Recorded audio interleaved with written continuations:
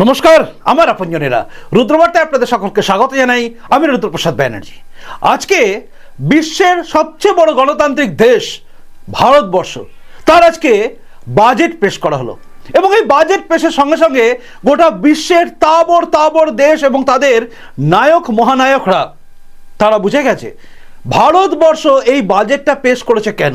আমাদের দেশ আগামী দিনে ইকোনমিক্যালি অনেক উঁচুতে উঠতে চাইছে, অর্থাৎ থার্ড পজিশন নেওয়ার জন্য কিন্তু তৈরি হয়েছে বাজেট, যেটা নিয়ে দেশের প্রধানমন্ত্রীও কিন্তু খুব গর্ব করে আজকে বলেছেন যে এই বাজেটটা পেশ করা হয়েছে তার পেছনে কারণ হচ্ছে দেশের উন্নতি। তো দেশের উন্নতির জন্য সীতারামনজি যেটা নবম বাজেট পেশ করলেন, সেই বাজেট দেখার পরে সমস্ত দেশের মধ্যে বিভিন্ন রকম প্রতিক্রিয়া দেখা গেছে।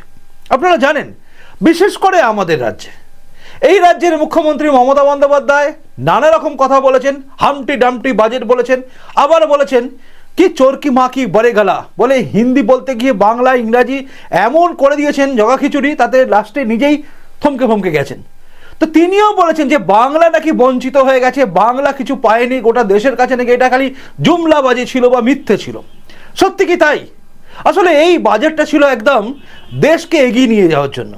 প্রতিরক্ষা খাতে বেড়েছে, অর্থাৎ বাজেট বরাদ্দ হয়েছে কিন্তু প্রতিরক্ষা খাতে বেশি। কারণ আমরা জানি আমরা কোন জায়গায় বাস করছি। এই দেশের এপাশে ওপাশে দুপাশেই শত্রু দেশ, অর্থাৎ যেটা আমাদের দেশ থেকে টুকরো হয়েছিল যে দুটো দেশ, সেই দুটো দেশ এখন শত্রু দেশের মাঝে মাথা উঁচু করে বাঁচতে গেলে বাজেট প্রতিরক্ষা খাতে বাড়াতে হয়। দেশের রক্ষার জন্য, সুরক্ষার জন্য বাজেট বাড়াতে হয়।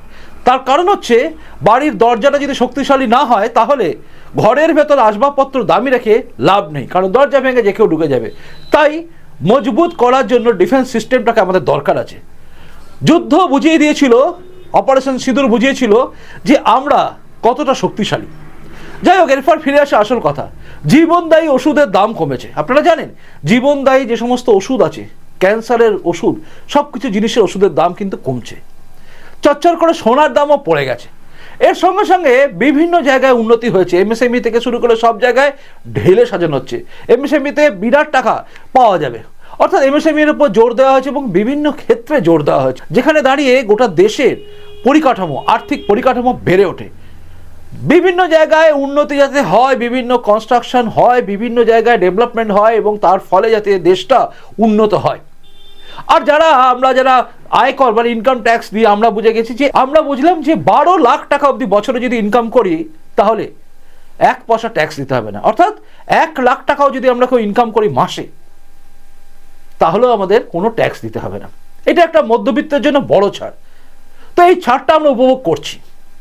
এখানে দাঁড়িয়ে আর একটা ব্যাপার হচ্ছে, সেটা হচ্ছে এই সমস্ত বাজেট দেখে মমতা বন্দ্যোপাধ্যায়ের মতো অনেকেই যারা বিজেপি বিরোধী এবং যারা ভাবছে, মানে মমতা বন্দ্যোপাধ্যায় তো নিজে ভাবছেন যে এই রাজ্যটা গেল, কারণ যে ঢেলে সাজানো বাজেট তৈরি হয়েছে তাতে কিছু বলার জায়গা নেই। কিন্তু তিনি একটা জায়গা তুলে দিয়েছেন, সেটা হচ্ছে শেয়ার বাজারে ধস নেমেছে, শেয়ার বাজার নেমে গেছে। দেখুন, একটা অদ্ভুত জিনিস দেখুন, সেটা হচ্ছে শেয়ার বাজার আগের বারে যখন বাজেটে বেড়ে গেছিল, বুম করেছিল, তখন কিন্তু এনারা সেটা বলেননি। তখন বলেছিলেন এই বাজেট দেখে যে এই বাজেটটা এখানে ভুল আছে, ওখানে ভুল আছে, কিন্তু শেয়ার মার্কেট যে বুম করেছিল সেটা নিয়ে বলেনি। যাই হোক, শেয়ার মার্কেট থেকে আমরা সরে যাচ্ছি, কারণ আমরা কেউ অত শেয়ার মার্কেট নিয়ে ভাবি না। কারণ শেয়ার মার্কেট আজকে যেটা নিচে আছে কালকে এটা উঠে যাবে, কারণ ইকোনমিক্যালি আমরা সেই স্ট্রং জায়গায় আছি। শেয়ার মার্কেট উঠে যাবে, ওটা নিয়ে কোনো ভাবনার কোনো জায়গা নেই। কিন্তু যেটা হচ্ছে সেটা হচ্ছে আমরা সবচেয়ে বেশি ভাবি যে আমরা কি পেলাম। মমতা বন্দ্যোপাধ্যায় বুঝিয়ে দিয়েছেন আমরা কিছু পাইনি। সত্যি কি তাই? এর প্রসঙ্গে আজকে ভারতীয় জনতা পার্টি অর্থাৎ বিজেপির ভাইস প্রেসিডেন্ট, রাজ্য সহ সভাপতি জগন্নাথ চ্যাটার্জি, তিনি সুন্দর করে বিশ্লেষণ করে বলেছেন যে আমরা অর্থাৎ পশ্চিমবঙ্গবাসী বাঙালি আমরা কি পেলাম কেন্দ্রের এই বাজেট থেকে। শুনুন। নমস্কার। কেন্দ্রীয় বাজেট নিয়ে নানা কথা শুরু হয়ে গেছে এবং এই বাজেটের দিশা কি, বাংলায় বা কি পেল। কেন্দ্রীয় অর্থমন্ত্রী নির্মলা সীতারমনজিকে অসংখ্য ধন্যবাদ যে গত 10 বছরে এমন কিছু প্রকল্প বাংলা পেল যা আগে পায়নি, এবং সে কারণে প্রধানমন্ত্রী শ্রী নরেন্দ্র মোদীজিকেও একজন বাঙালি হিসেবে বিশেষ ধন্যবাদ জানাই। বাজেটের শুরুতে তিনি মূলত 3টি যে মুখ্য বিষয়, কিসের উপর ফোকাস করে বাজেট হয়েছে, কেন্দ্রীয় অর্থমন্ত্রী তা স্পষ্ট করে দিয়েছেন। এক হচ্ছে ওভারঅল গ্রোথ, দুই হচ্ছে যে অ্যাসপিরেশন যা নতুন ভারতে, সেই অ্যাসপিরেশনকে লক্ষ্য করে তার জন্য কিছু পলিসি তৈরি করা, এবং সমাজের একেবারে অন্তদয় স্তরে উন্নয়নকে নিয়ে যাওয়ার জন্য সবকা সাথ সবকা বিকাশের যে মন্ত্র, সেই ধরনের অন্তদয়ের ভুক্ত মানুষগুলোকে সহায়তা করা। এবার আসি বাংলা কি পেল। দেখুন, এই প্রথম ডানকুনি অমৃতসর যে ফ্রেট করিডর ছিল, সেই ফ্রেট করিডরের অতিরিক্ত জমি জটের জন্য পশ্চিমবঙ্গ সরকারের এই ডানকুনি পর্যন্ত ফ্রেট করিডর সম্প্রসারিত করা যায়নি। আরো একটি সুযোগ দিয়ে এবার নির্মলাজি ডানকুনি থেকে সুরাট পর্যন্ত নতুন ফ্রেট করিডরের কথা ঘোষণা করলেন। অর্থাৎ পূর্ব থেকে পশ্চিম এই ফ্রেট করিডর যদি সত্যি করে বাস্তবায়িত করতে পারে, করা যায়, তাহলে পশ্চিমবঙ্গের আর্থিক বিকাশ, আর্থিক উন্নয়ন ব্যাপক গতি পাবে। দুই, এই ডানকুনি সুরাট ফ্রেট করিডরকে কেন্দ্র করে, পূর্ব আর পশ্চিমে সংযোগকারী এই ফ্রেট করিডরকে কেন্দ্র করে 20টি ইনল্যান্ড ওয়াটারওয়েজ তৈরি করা হবে।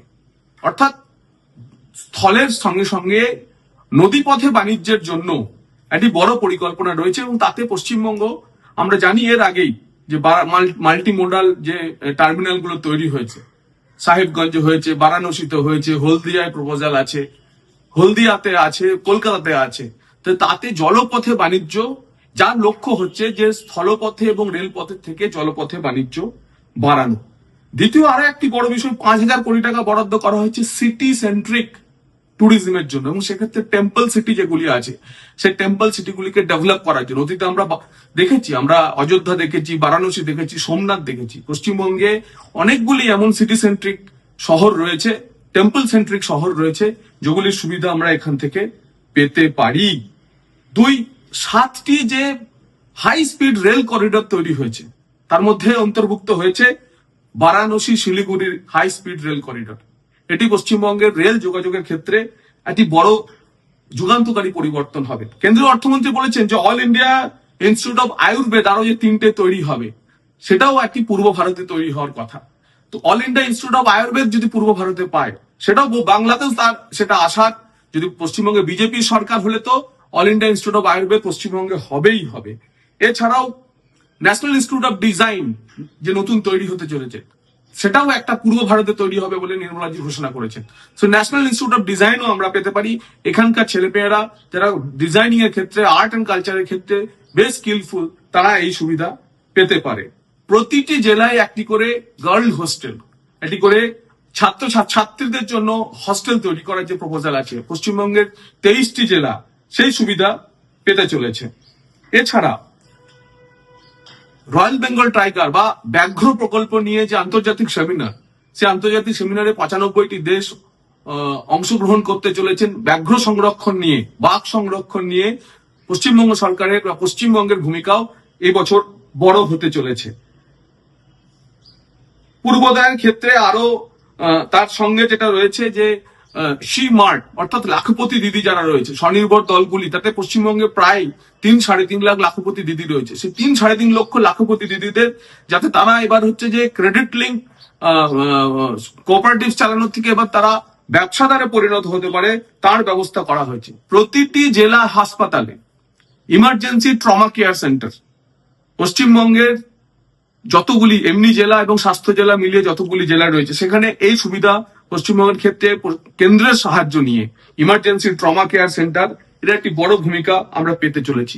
ইস্ট কোস্ট ইন্ডাস্ট্রিয়াল করিডর, তার নাদ কেন্দ্র বা ভর কেন্দ্র হতে চলেছে দুর্গাপুর। দুর্গাপুরকে কেন্দ্র করে ইস্ট কোস্ট ইন্ডাস্ট্রিয়াল করিডর হতে চলেছে। 4,000 ই বাস পূর্ব ভারতের ক্ষেত্রে কেন্দ্র সরকার দেওয়ার কথা ভেবেছে। পশ্চিমবঙ্গ পূর্ব ভারতের সবচেয়ে বড় রাজ্য, সবচেয়ে বেশি ই বাস এখান থেকে পাওয়া যাবে।